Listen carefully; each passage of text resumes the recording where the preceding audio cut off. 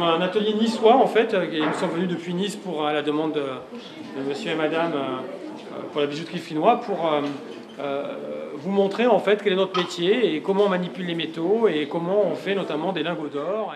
C'est une démonstration bien particulière à laquelle les Amiénois ont pu assister dans la bijouterie Flinois.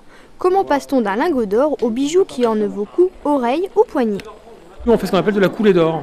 Donc en fait, physiquement, nous réalisons des lingots d'or en or 18 carats avec différents alliages qui nous permettent de démontrer à la clientèle, d'expliquer comment est-ce qu'on fait de l'or jaune, de l'or gris ou blanc, de l'or rose en 18 carats à partir d'or fin. Donc on a rarement l'occasion dans sa vie de voir de l'or fin, donc de l'or pur.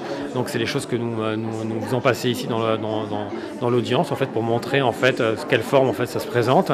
Nous faisons ces alliages donc avec différents métaux, le cuivre, etc. Et puis au-delà de cette démonstration physique qu'on fait qui est quand même assez intéressante et qui a rencontré pas mal de succès depuis ce matin, beaucoup d'enthousiasme en fait de la part de la clientèle parce que c'est vraiment une occasion assez rare dans la vie de pouvoir avoir ce genre de choses là.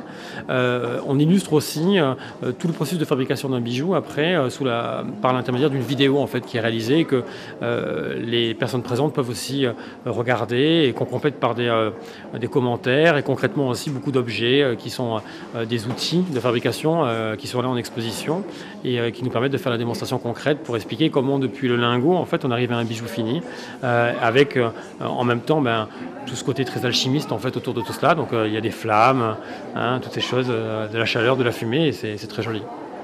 Un savoir-faire bien français qui malheureusement se fait de plus en plus rare.